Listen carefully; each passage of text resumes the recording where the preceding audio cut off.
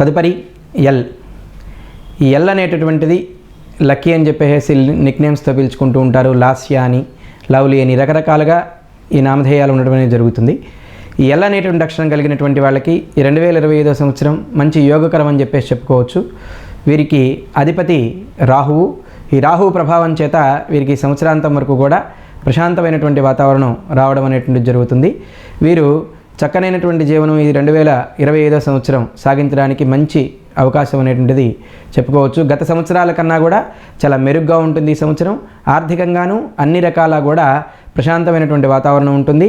వీరికి జాబ్ కానీ ఏదైనా సరే వీరు చేస్తున్న దాంట్లో వృత్తిలో కానీ ఉద్యోగంలో కానీ ఉన్నత స్థితికి వెళ్ళి మంచి పరిస్థితి రావడం అనేటువంటిది వీరికి జరుగుతుంది.